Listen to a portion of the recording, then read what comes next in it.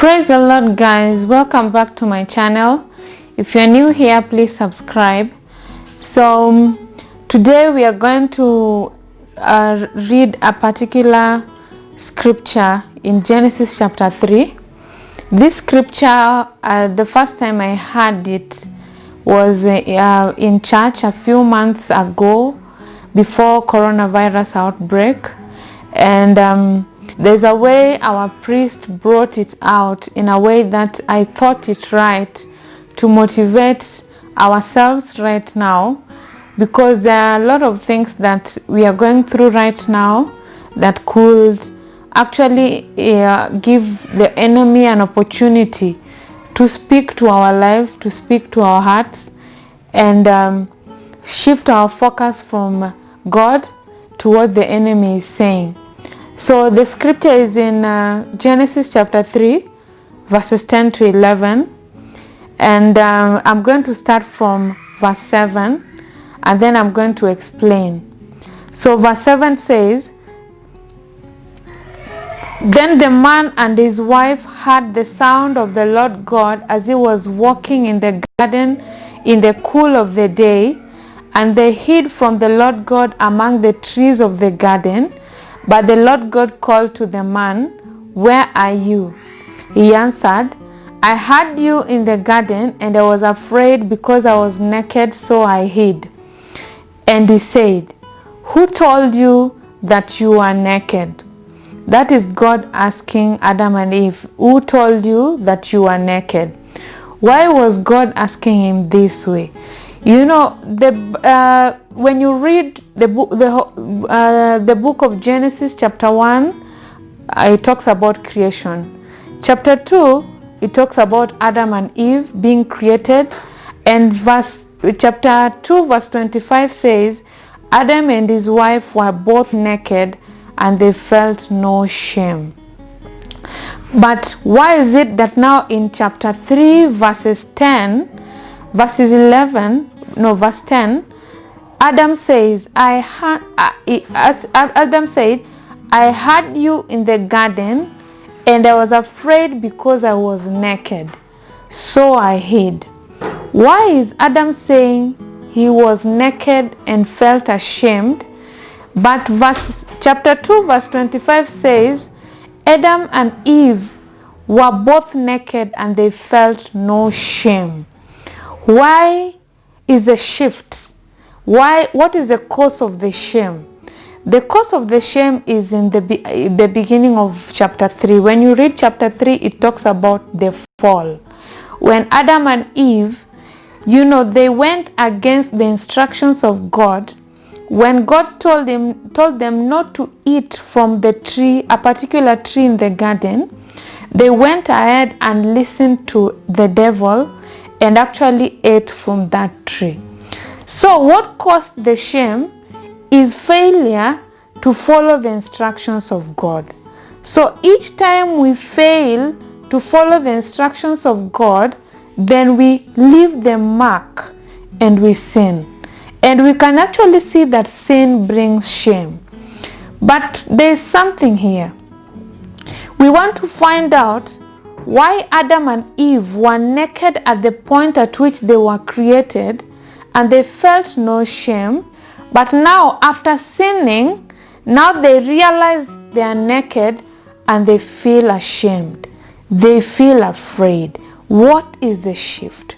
So most of the time in our life today, you find that you are brought up in a particular family, and there's a certain level of wealth that your father and mother have accumulated. And so you find that if you don't steal or you don't corrupt, it is the same wealth that you will continue to have. You can't rise so much unless you steal. Yeah. So you find that at times you are born in a poor family and you are just fine. But when you get to a certain age, you interact with people of different caliber, you now compare your life to them, and you realize that now you are poor. Or you grow up with the color of your skin, you are black in color, And then when you get to the university, you look at yourself and compare yourself to the other girls, and then the same color that you had growing up and you felt okay. Now after comparing yourself to other people, you feel that you are dark and you feel the need to bleach your skin and become lighter. Apart from that, you realize that there are people who are fine in their careers. When they begin their career, they pass the interview and they're okay. And they're fine with the amount of money they're receiving as salary. And they're fine with it. They're cool. But when they find a different caliber of friends who they were in the same school and they compare themselves with those other people, they realize that now they are poor. They start worrying about how to get a better job. They start worrying about how to venture into businesses in order to get more income. So this is the thing. There is a way the enemy will never tell you that something is fine. The enemy will never tell you that whatever you have is good. The enemy will never tell you that you are enough. The enemy will never tell you that up to where you have reached, you are doing good. It is only God who can do that. And it doesn't matter where you are. The voice of God is always of encouragement. The voice of God is always positive. He's always telling you you're okay, you're fine. And that is why the scripture tells us that Adam and Eve were naked and they felt no shame. But most of the time, when you start seeking the pleasures of this world, the enemy speaks to you through the pleasures of the world and tries to convince you how much you are not enough, how much you are not good enough, how much you need more. And then the same question that God asked Adam and Eve when he came and found them hiding is the same question God is asking us right now. He's asking us the same question in verse 10. What did he say? He said, who told you that you are naked? So at times you look at yourself and you're like, I'm not good enough. And he still asks you, who told you that you're not good enough? At times you look at your family and according to you, you compare yourself and your friend's family and you're like, we are so poor. We are so poor. So you go to God in prayer. You tell God how poor you are. You cry so that God can give you a better job and all that. You forget even to say thank you for the job that you have. You don't go to God with gratitude. You go to God to want more. And the same question God is asking you is, who told you that you are poor? At times I've had people who have taken medicine maybe because of a disease that has been there for quite a long time, and you hear them say, this my disease, and some of us have even possessed disease. We have claimed diseases.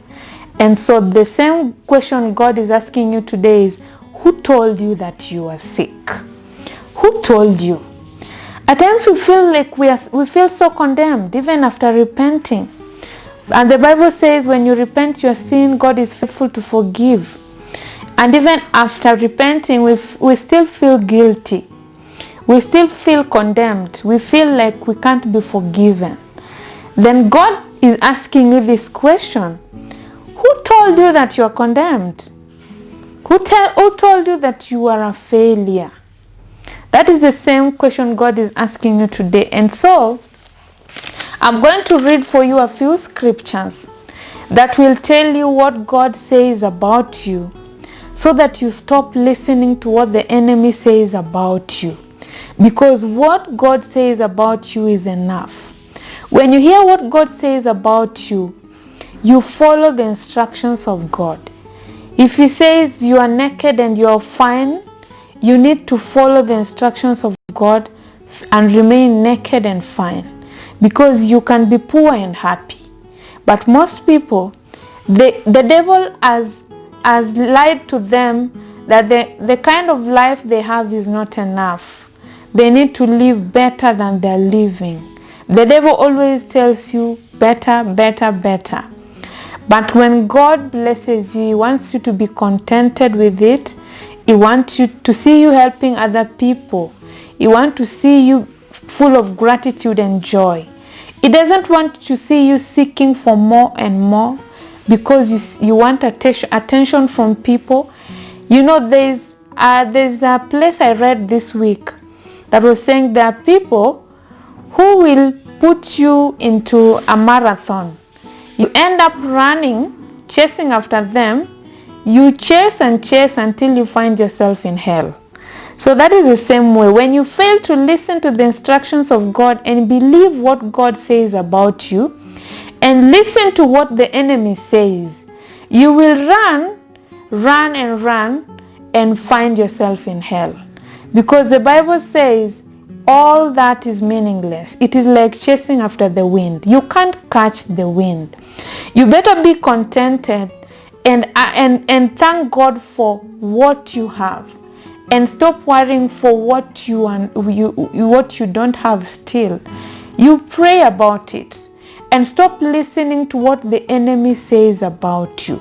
So I want to talk to someone who is saying, you know what? I'm so poor. I can't do this because I'm so poor. I don't have enough resources. Because you are judging your level of, your level of wealth with what the world has. You're not judging your level of wealth with what your Father in heaven has. So we are going to read 2 Corinthians chapter 8 verses 9, and it says, "For you know the grace of our Lord Jesus Christ, that though he was rich, yet for your sakes he became poor, so that through his poverty might become rich." The Lord Jesus Christ made himself poor so that we can become rich. So there is no way the enemy is going to lie to you that you are poor. And our Lord Jesus Christ has already made himself poor on the cross so that we become rich. And how do we become rich? He says, ask and it shall be given to you. Knock and it shall be opened to you. So you can't say you are poor. You can't say you don't have unless you have not asked. If you have not asked, you are poor. But now he went on the cross so that whatever we ask, we may find. He went on the cross and he was nailed because of our poverty. He was nailed because of our lack. So that through him, we can ask all things and receive it.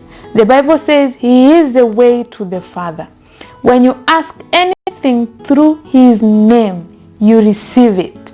So why do you say you are poor? Why do you believe when the enemy tells you you are poor? The enemy can speak to you through your friends, through your peers, through your colleagues, and make you feel that you are not good enough, you are not rich enough, and now you are at your place of work where you prayed for God to help you get that job. You went for an interview. You passed that interview. The day you got that job, you called at home and you celebrated. Some people even had parties. After receiving your first salary, you had a party, you gave your parents and they praised God and you were happy. But now, because your friend has gotten an opportunity somewhere else and is now being paid more, now you compare your life to that other friend of yours and you feel like you are poor. You feel like your job is lesser than theirs. But you don't know what they invested. You don't know how much their parents have been crying to get that other job. You don't know what they themselves cry at night when they pray to get that other job. And their path is different from yours. God's plan for them is different from yours. Yours is coming. Why don't you just celebrate and be happy for them and ask God to bless you the same way he has blessed them or even more? Ask for God's will concerning your life. Because he says in Jeremiah 29 verse 11 that he has plans for you and they're not plans for evil. So why compare yourself to that other person? And maybe yours is even bigger than theirs.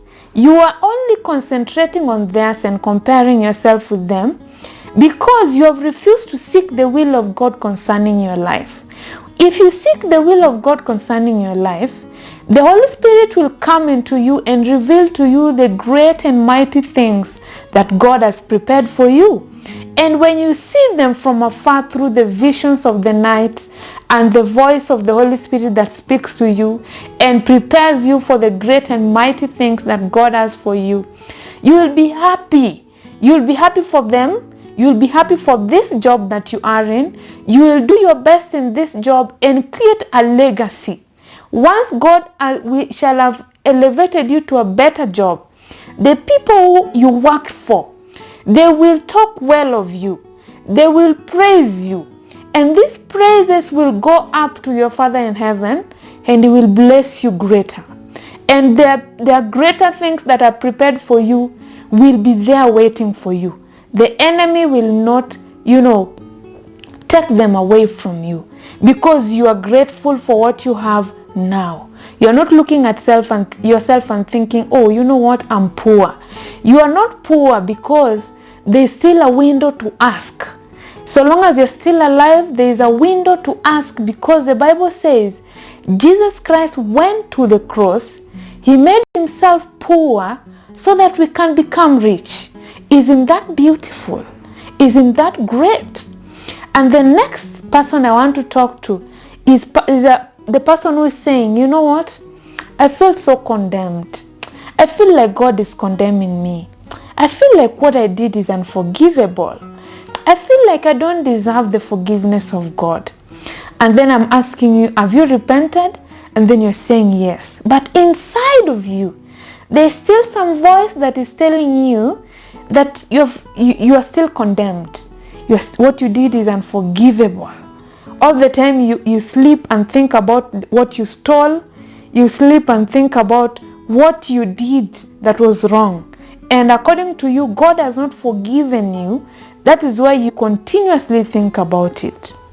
The scripture I'm going to read is in 2 Corinthians chapter 5, verses 21. And it says, God made him who had no sin to be sin for us, so that in him we might become the righteousness of God.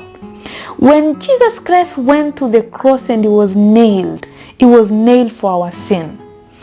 And through that, he went as a sacrifice so that we become clean. And the Bible says in John 3 verses 17, that the Son of Man did not come to condemn, but he came so that through him all will be saved. And so he does not condemn you. It is the enemy that you've been listening to for too long. So who told you that you are a sinner? Who told you that you are condemned?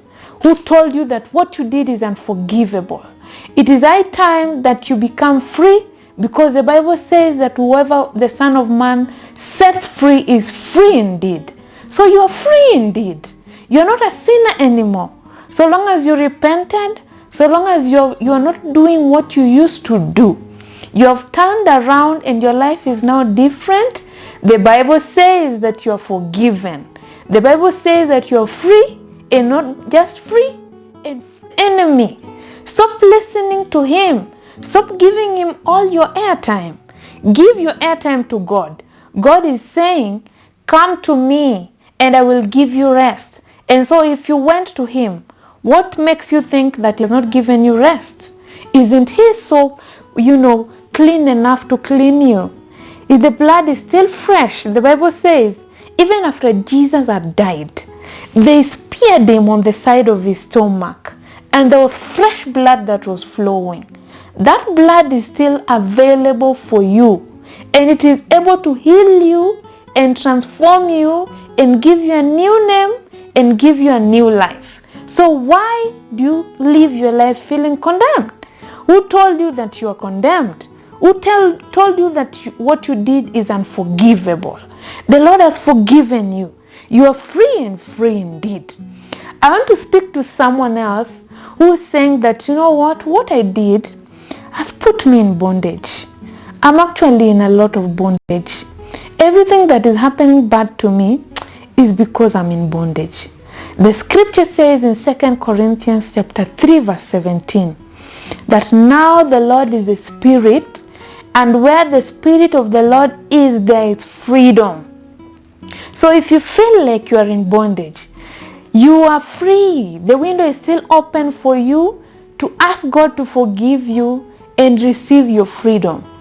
And let the Holy Spirit come into you. He says, when you call upon Him, He will come and fill you.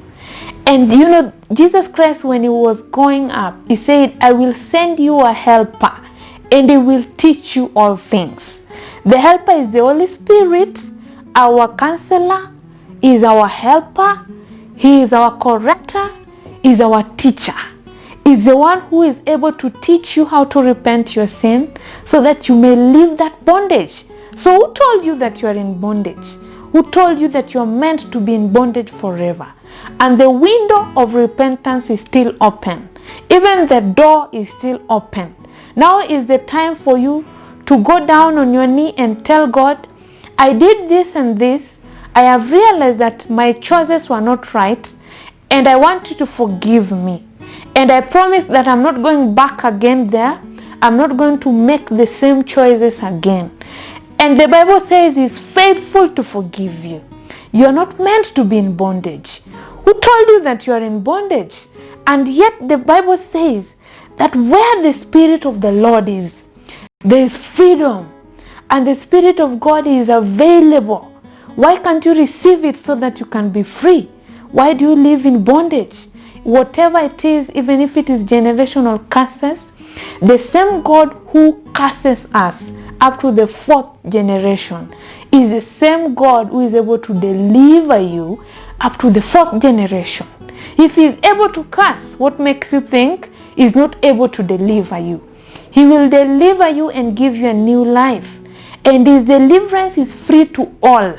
He went to the cross for free, for a poor person and for a rich person, for a tall and a black person, for a brown person and a dark person, for the whites and the blacks, for every tribe, for every generation. He went to the cross for all of us. So don't be in bondage. You are not in bondage. You are free, and free indeed, because the Spirit of God is still available for you and me, available to set you free and give you a new life. So why do you live in bondage? Why do you claim bondage and yet you are able to be free? I want to talk to the person who is saying that, you know what, I suffer from fear a lot. I always get fear attacks. I have a problem with fear. Each time something happens to me, I feel so afraid. Each time I get something that I'm supposed to conquer, before I start doing it, I feel afraid. Everything that is happening to me makes me fear. This is what the scripture says.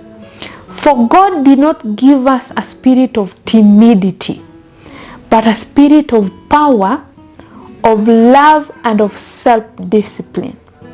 So what makes you think that you are created with a spirit of fear?